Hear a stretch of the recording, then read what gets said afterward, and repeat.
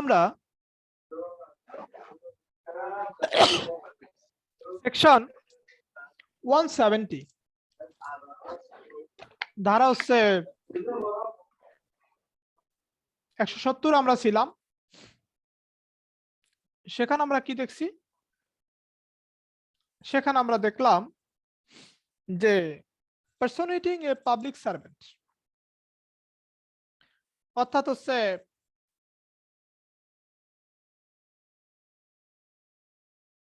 মানে হচ্ছে আমি যেটা না সেটা ধারণ করলাম। কি ধারণ করলাম? আমি সরকারি কর্মচারী না, সরকারি লোক না, সরকারি কর্মকর্তা না, আমারটা তো আমি জানি, ঠিক না? কিন্তু ভাবলাম যে আমি সরকারি কর্মচারী, এভাবে আমি যদি কোনো অপরাধ করি, অপরাধ করার চেষ্টা করি, তাহলে আমি 170 লায়াবল হবে এবং আমার শাস্তি হচ্ছে 2 ইয়ার্স পর্যন্ত জেল, 2 বছর। 170 ধারা এটা হচ্ছে 170। 170-এর পরে আমরা লম্বা গ্যাপ দিব, লম্বা গ্যাপ দিয়ে আমরা চলে যাব হচ্ছে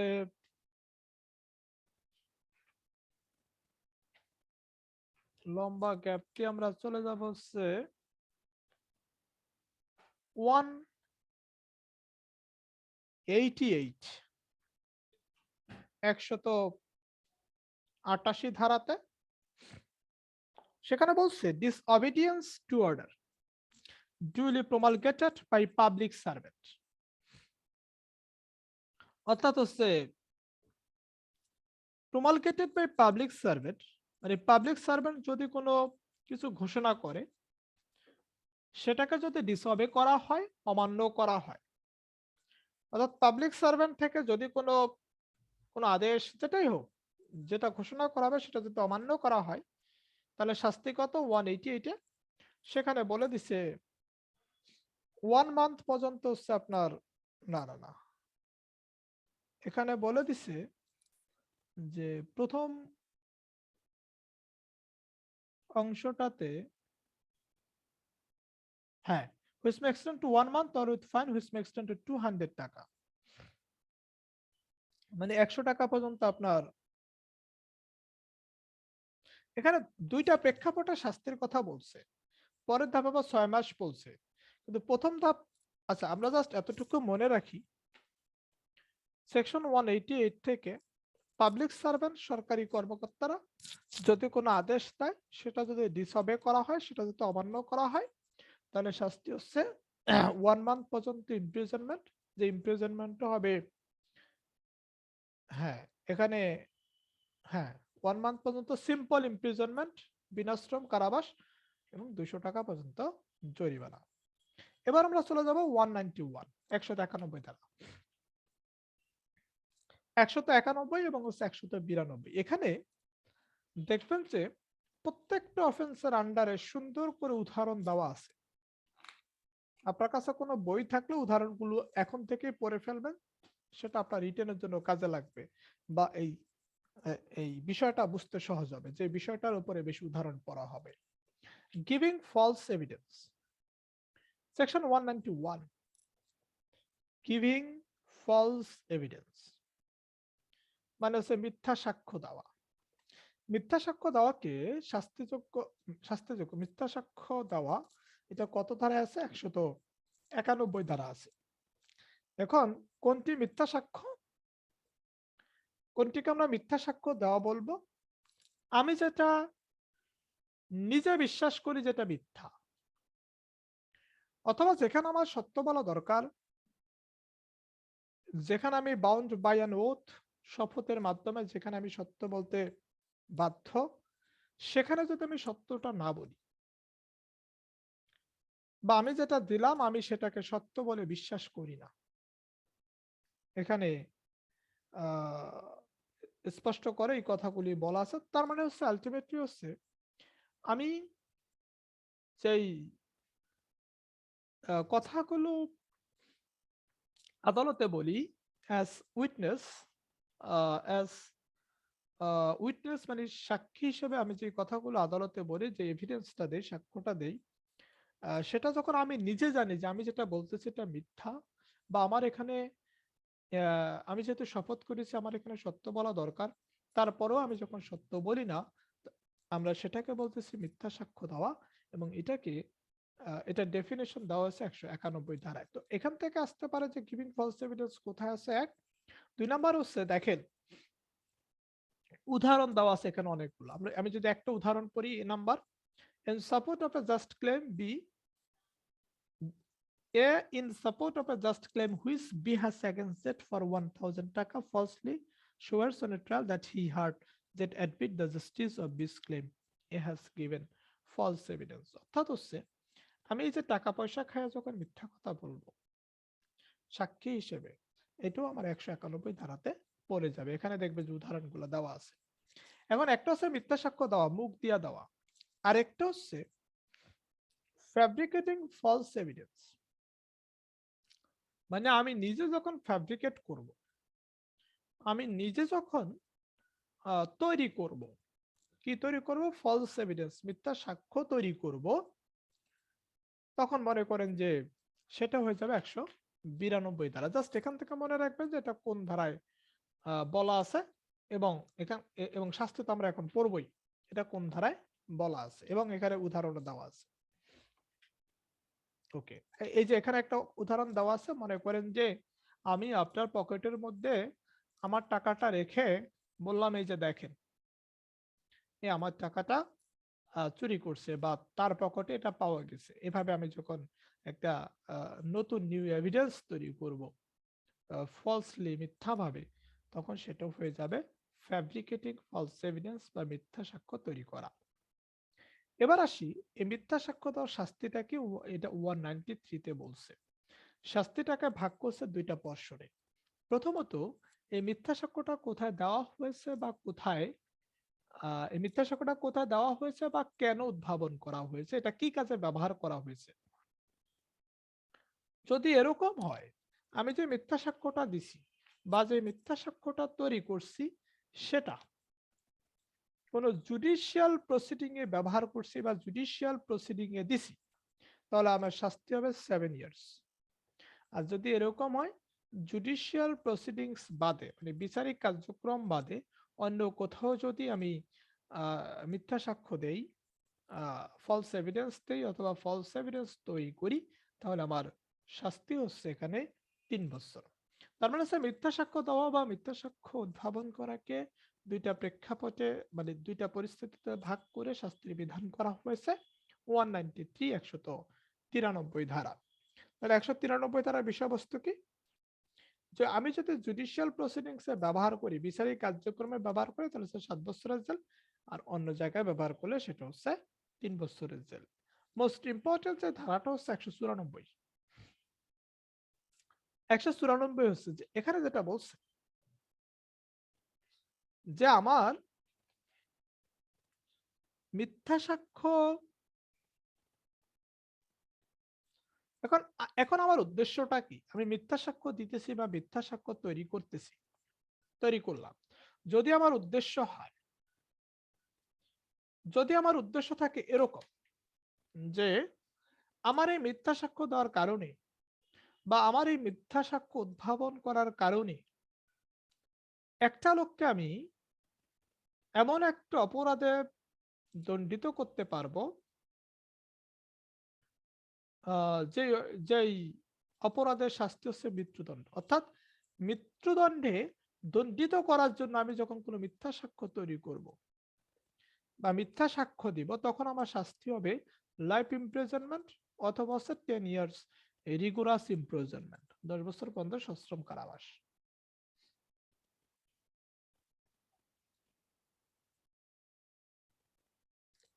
মানে আমি কোনো ব্যক্তিকে মৃত্যুদণ্ডযোগ্য অপরাধে অভিযুক্ত করার জন্য যখন কোনো মিথ্যা সাক্ষ্য দিব বা মিথ্যা সাক্ষ্য উদ্ভাবন করব, কোনো মিথ্যা সাক্ষ্য দিব বা মিথ্যা সাক্ষ্য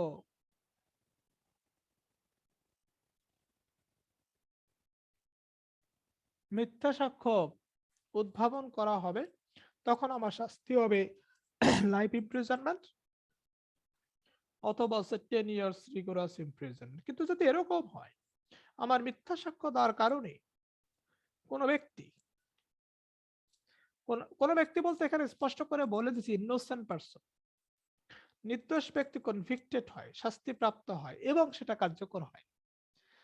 কার্যকর বলতে এখানে বলে দিছে even innocent person be convicted and executed in consequence of such false evidence, the person who gives such false evidence shall be punished either with death or the punishment herein before described।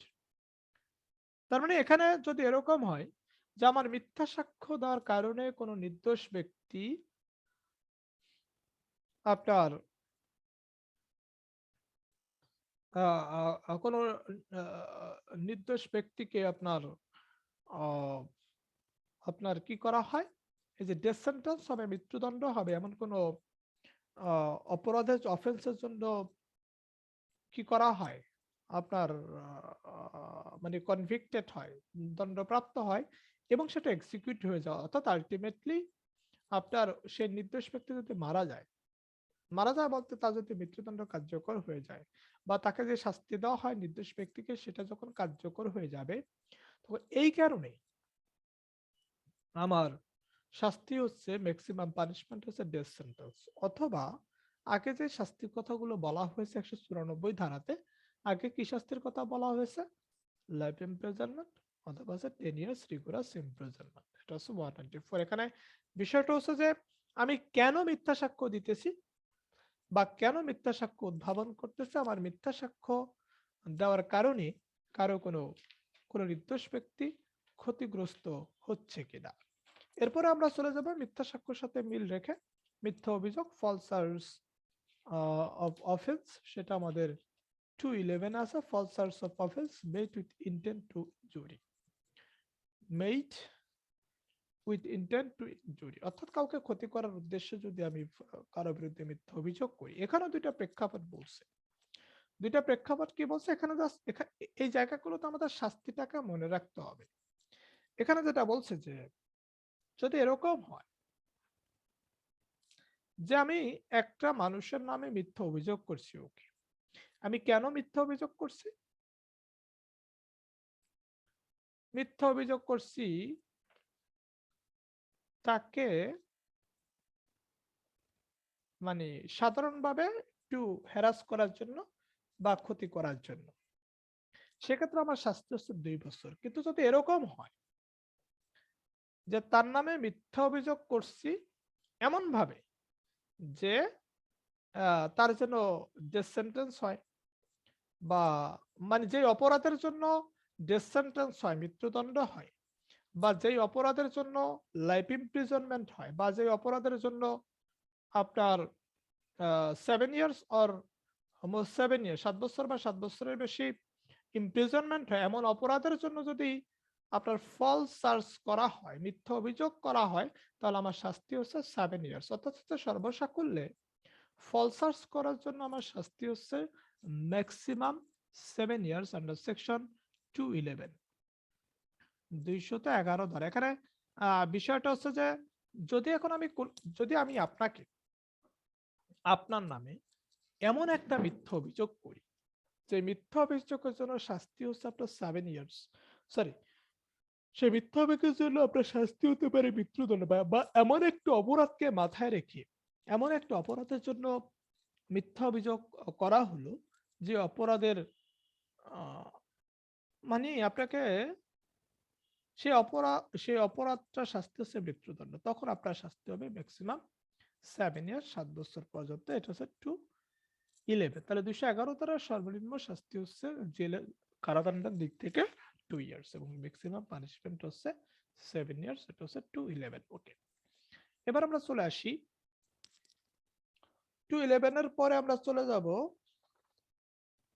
আমাদের অনেকগুলো ধারা না পড়লেই মানে না পড়লেও সমস্যা নাই, আমরা চলে যাব 231 231 ধারা। 231 ধারাতে বলছে কাউন্টার ফেচিং কয়েন, অর্থাৎ হচ্ছে এই যে টাকা পয়সা জাল করা, মুদ্রা জাল করা, এখানে whoever counterfeits or knowingly performs any part of the process of counterfeiting coin, অর্থাৎ কেউ যদি হচ্ছে কোনো কয়েনকে যদি জাল করে বা হচ্ছে আহ, জানা সত্ত্বেও সেখানে কোনরূপ কোনো কার্য সম্পাদন করে, তাহলে তার শাস্তি হবে কত দ্বারা? 231 দ্বারা। সেখানে বলছে যে এবং and shall also be liable to fine, অর্থাৎ হচ্ছে 7 বছর জেল হবে এবং অর্থদণ্ড হবে। এটা হচ্ছে 231। 231 এর পরে আমরা চলে যাব 268, 263, পাবলিক নুইসেন্স। পাবলিক নুইসেন্স মানে হচ্ছে আমরা যেটার বাংলা বলি গণ উৎপাত। এটা কত ধারাতে আছে? এটা আছে 260, জাস্ট এতটুকু যে পাবলিক নুইসেন্স আমাদের পেনাল কোডের কত ধারায় আছে? 268 ধারায় আছে। এরপরে আমরা চলে যাব আমাদের যে ধারাগুলো জানতেই হয়, সেটা হচ্ছে 299 ধারা, কালপেবল হোমিসাইড।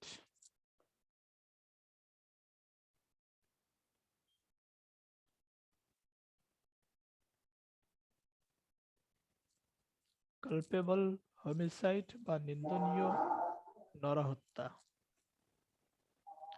আমরা 299 ধারা পড়বো না, কারণ হচ্ছে যে 299 ধারা পড়ে আমরা কিছুই বুঝতে পারবো না।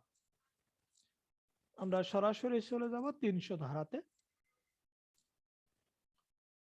আচ্ছা, এই বিষয়টা শেষ করতে একটু টাইম লাগবে। আমরা এই 299 এবং 300 আমরা কালকে আলোচনা করব, কিন্তু আমরা একটা কাজ করি। মার্ডারের শাস্তি কি? 302 ধারা একটু লিখি। মার্ডারের শাস্তি হচ্ছে ডেথ সেন্টেন্স অথবা ইমপ্রিজনমেন্ট ফর লাইফ। তারপর হচ্ছে যে এই যে যাবজ্জীবন কারাদণ্ডে punishment for murder by life convict 303 ধারা। 304 ধারা একটু লিখেন। 305, 306, 307, 309, 310, 311, 311 এগুলো হচ্ছে একটু মুখস্থ করে ফেলবেন। জাস্ট এখানে এক একটা অপরাধ তুলে ধরে শাস্তির কথা বলে দিছে। যেমন মার্ডারের শাস্তি দাদা 302 ধারা। থানলু পাপু, দাদা একটু আবার বলবেন প্লিজ, মানে আমরা ধারাগুলা, আমরা মানে এই যে একটু আগে যে বললেন। আমরা 299 এবং 300 ধারা আগামীকাল আগামী 302 ধারা থেকে 311 ধারা। হ্যাঁ, 302 থেকে 311 এখানে আপনি এখানে মাঝখানে আপনি বাদ দিতে পারবেন। হ্যাঁ, 302 থেকে 311 প্রত্যেকটা ধারায় পড়া লাগে আসলে। জাস্ট এখানে এক একটা অপরাধের শাস্তি মুখস্থ করে ফেলবেন। যেমন ঠকের জন্য শাস্তি কি, এটা আছে কোথায়? এটা আছে হচ্ছে 311 ধারাতে। এবং পেনাল কোডে যেখানে হচ্ছে শুধুমাত্র পানিশমেন্ট লাইফ ইমপ্রিজনমেন্টের কথা বলছে, যাবজ্জীবন কারাদণ্ডের কথা বলছে 311 ধারাতে। এবং হচ্ছে 303 ধারাতে দেখেন যে এখানকার সর্বনিম্ন এবং সর্বোচ্চ শাস্তি হচ্ছে ডেথ সেন্টেন্স। 300 না না না না punishment for murder by life convict, এটার জন্য আমাদের সর্বোচ্চ শাস্তি এবং সর্বনিম্ন শাস্তি হচ্ছে আমাদের কত বছর না, সরি, ডেথ সেন্টেন্স। এটা হচ্ছে 300 খালি মৃত্যুদণ্ড দাদা, হ্যাঁ সর্বোচ্চ এবং সর্বনিম্ন মৃত্যুদণ্ড। খালি মৃত্যুদণ্ড। মানে হচ্ছে এখানে এক একটা অপরাধের আন্ডারে কোন কোন শাস্তি হতে পারে এটা একটু মানে মুখস্থ ঠোঁটস্থ করে ফেলবে। এবার আমরা চলে যাই 319 ধারাতে হার্টের ডেফিনিশন দিছে। 319 জাঘাত কাকে বলে? whoever causes bodily pain, disease or infirmity to any person is said to cause heart. আচ্ছা, আঘাতের ডেফিনিশন বা হার্টের ডেফিনিশন দিছে 319 ধারাতে। এই হার্ট, এই আঘাতটা কখন গুরুতর আঘাত হতে পারে এটা নিয়ে কথা বলছে 320 ধারাতে। এখন কোনটা হার্ট আর কোনটা গ্রিভিয়াস হার্ট এটা নির্ভর করবে আমার 320 ধারাতে 8 ধরনের পরিস্থিতির সৃষ্টি হয়েছে কিনা আমার আঘাতের ফলে। যেমন আমার আঘাতের ফলে যদি কারো পুরুষত্ব নষ্ট হয়ে যায়, তাহলে হচ্ছে সেই আঘাতটা হবে গ্রিভিয়াস হার্ট, সেটা হবে গুরুতর আঘাত বা গুরুতর জখম। এখানে ঠিক 8টা ক্ষেত্র বলা আছে, এই 8টা ক্ষেত্র আমাদেরকে জানতে হবে রিটেন পরীক্ষার জন্য।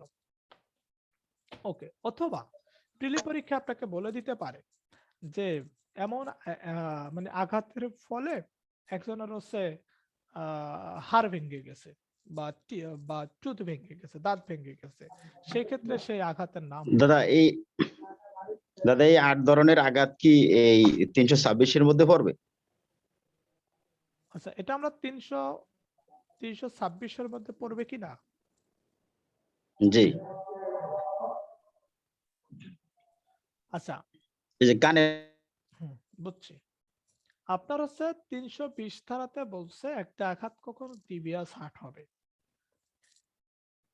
আমরা আনলফুল অ্যাসেম্বলি আছে না, বেআইনি সমাবেশের সেই জায়গাতে আমরা একটা জায়গায় পড়ছিলাম সম্ভবত 344 ধারা, যে মারাত্মক অস্ত্রশস্ত্র নিয়ে যখন আনলফুল অ্যাসেম্বলিতে যোগদান করা হবে তখন শাস্তি কি হবে। প্রথমত এটা গ্রিভিয়াস হার্ট 326-এ কি বলছে, যে গ্রিভিয়াস হার্টটা যখন করা হবে কোনো ডেঞ্জারাস উইপন্স দিয়ে, যেমন হচ্ছে আপনার কাছে একটা দা আছে, এটা দিয়ে আপনি আঘাত, অর্থাৎ গ্রিভিয়াস হার্টটা আপনি কোন মাধ্যমে করতেছেন, সবগুলোই তো গ্রিভিয়াস হার্ট। মানে গ্রিভিয়াস হার্টটা আপনি কিভাবে করছেন, কি ধরনের যন্ত্রপাতি দিয়ে করছেন, এটা হচ্ছে 326-এ বলছে। আচ্ছা, 8 ধরনের প্রেক্ষাপট সৃষ্টি হলে আঘাতের ফলে সেই আঘাতকে বলতেছি আমরা গ্রিভিয়াস হার্ট। দাদা আপনার প্রশ্নটা কি ছিল স্পেসিফিক?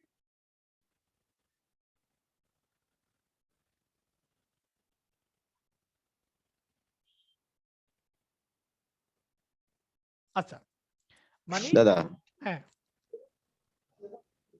মানে প্রশ্নটা ছিল যে এই 8 ধরনের আঘাত আমার 326-এ পড়বে কিনা, এটা না কি গ্রিভিয়াস হার্ট হবে কিনা?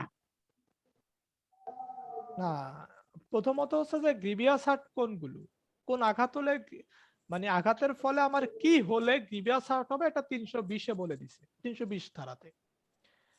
এবং তাহলে 326-এর যেই ব্যাপারটা হবে, 326 তো আমাদের প্রথমত এটা আমাদের দরকার নাই।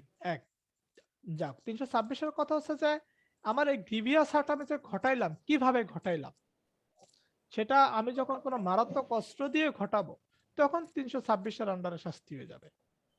বুঝছেন সবটা কিভাবে? মারাত্মক অস্ত্র দ্বারা। হ্যাঁ, আচ্ছা, আমাদের 326-এর এ পড়তে হবে। ও আচ্ছা, তারপরে আমাদের এই হার্টের ভলান্টারি কজিং হার্টের শাস্তি পড়তে হবে, এটা হচ্ছে আমাদের 323 ধারা, এবং পড়তে হবে 325 ধারা। এরপরে পড়তে হবে আমাদেরকে 326-এর এ, 326 এ। এগুলি আবার দাদা এই বেলেবল নন বেলেবল এগুলিও পড়া লাগবে? বেলেবল নন বেলেবল পড়ার দরকার নেই, পরীক্ষা হইব না। ও, ওকে, জি। তো এই যে দেখেন 326A 326-এর, এখানে আমি 326-এর এ ধারার সর্বোচ্চ শাস্তি কি, বা 326-এর এ ধারার 326A এটার মূল বিষয়টা কি? এটার মূল বিষয়টা হচ্ছে voluntary causing grievous hurt in respect of both eyes, head or face by means of corrosive substances. Corrosive substance মানে কি? করোসিভ বলতে আমরা বুঝি যে ধ্বংসাত্মক। ধ্বংসাত্মক বলতে এখানে মূলত অ্যাসিড জাতীয় জিনিসকে বোঝানো হয়েছে। তো এই করোসিভ সাবস্টেন্স দ্বারা যখন আপনি কারো হচ্ছে যে আই মানে হচ্ছে চোখ, তারপরে মাথা বা ফেসকে যখন আপনি ফেসের গ্রিভিয়াস হার্ট ঘটাবেন, যে গ্রিভিয়াস হার্ট 8 ধরনের পরিস্থিতির কথা বলা হয়েছে 320 ধারাতে, সেটা যদি ঘটে তাহলে 326-এ আপনার ম্যাক্সিমাম পানিশমেন্ট হবে যে ডেথ সেন্টেন্স, এবং লোয়েস্ট পানিশমেন্ট হবে ইমপ্রিজনমেন্ট ফর লাইফ। ওকে, 326-এ আমরা আগামী ক্লাসে 299 এবং 300 ধারা ভালো করে পড়বো, রিটেনের জন্য লাগবে। এখন এই 326-এর এ পর্যন্ত আমরা বাসায় একটু পড়িয়ে বুধবার ক্লাস করি আবার। এখান থেকে কারো কোনো প্রশ্ন? এখন আজকের ক্লাসের মূল বিষয়টা হচ্ছে আপনাকে নিজেকে শাস্তি মুখস্থ করতে হবে। টপিকগুলো সহজ, নিজেকে শাস্তি একবারে ঠোঁটস্থ করে ফেলতে হবে। দাদা হ্যাঁ, দাদা আমার একটা প্রশ্ন, অবশ্যই। যদি 326-এ কত সেন্টিমিটার বা কত ইঞ্চি কাটলে 326 ধারায় পড়বে এরকম একটা কিছু দেখা যায়, যেমন ডাক্তাররা রিপোর্টে লেখে, এটা কিভাবে নির্ণয় করবে? ওগুলো আমাদের দরকার নাই, জানার দরকার আছে এগুলা? দাদা ওইগুলা করে এভাবে, যখন মেডিকেল রিপোর্ট দেয় ডাক্তার নিজে ওটা ওখানে ওই মানে মেডিকেল সার্টিফিকেটের ওখানে উল্লেখ করে দেয় যে এত এত ইঞ্চি গভীরতায় গেছে। মেডিকেল রিপোর্টে শরীরের প্রতিটা অঙ্গের কোথায় কোন অবস্থায় সে দেখছে এগুলো সব বলে দেয়, তো মেডিকেল ওখানে সব বলে দেয়। আচ্ছা সেগুলো আমাদের জানার দরকার নাই।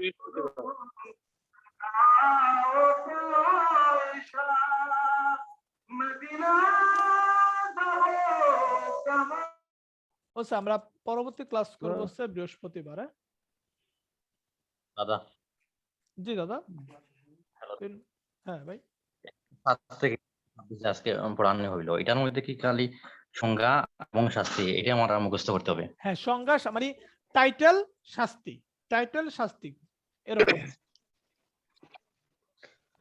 দাদা মঙ্গলবারের দিন 320-এ তো গুরুতর আঘাতের শাস্তি দেওয়া। না 320-এর শাস্তি দেওয়া আছে 325-এ, ওখানে সংজ্ঞা দেওয়া। হ্যাঁ, গুরুতর আঘাত 8টা, অপশন 8টা। তো ঠিক আছে আমরা এই পর্যন্ত একটু বাসায় পড়ি। আরেকটা বিষয়, এগুলো নিয়ে আসলে কথা বলার দরকারও নাই। যেমন এই বিষয়গুলো আপনারা সবাই বুঝেন। এখানে কি করতে হবে, শাস্তিটা মুখস্থ করতে হবে, ধারাটা মুখস্থ করতে হবে, এটা হচ্ছে মেইন কাজ, এবং টপিকটা কি এতটুকু জাস্ট জানতে হবে। এগুলো আপনাকে একবারে মুখস্থ করে ফেলতে হবে নিজ দায়িত্বে, যেটা বোঝা জায়গা সেটা দাদা আমরা মঙ্গলবারের আলোচনা দিন করব। পরীক্ষা হওয়ার কথা ছিল, পরীক্ষা কি হবে? হ্যাঁ মঙ্গলবারে কোন সাবজেক্ট দাদা? সিপিসিটা সিপিসি, ঠিক আছে 18 অর্ডার থেকে 47 অর্ডার পর্যন্ত, আর ঠিক আছে 51 ধারা থেকে। ঠিক আছে দাদা, ধন্যবাদ, এটা আমার খেয়াল ছিল না। আচ্ছা পরীক্ষা টরীক্ষা থাকলে একটু মনে করায় দিয়েন তো। আমরা নতুন ব্যাচে ভর্তির সময় সিপিসি পড়িনি দাদা। না না ওটা আপনাদের লাগবে না। তো ঠিক আছে, হ্যাঁ আজকের মতো থাকি, আমরা পরবর্তী ক্লাসে যুক্ত হই আগামী বৃহস্পতিবার। দাদা আমার একটা কথা ছিল। হ্যাঁ আপু। দাদা সিপিসির ক্লাস আসলে আমরা পাইনি, তো ক্লাস হওয়ার পরে পরীক্ষাটা নিলে বেটার হতো। আরে এটা ব্যাচ ব্যাচ তো আলাদা আলাদা, এখানে অনেকগুলো ব্যাচ আছে, আপনারা এখানে অনেকগুলো ব্যাচ আছেন, বুঝছেন সবটা। কেউ আগে শুরু করছেন, কেউ পরে শুরু করছেন, এটা একটা বিষয় আছে। আচ্ছা যাই হোক, আমরা তাহলে পরবর্তী ক্লাস করি। হ্যাঁ জি।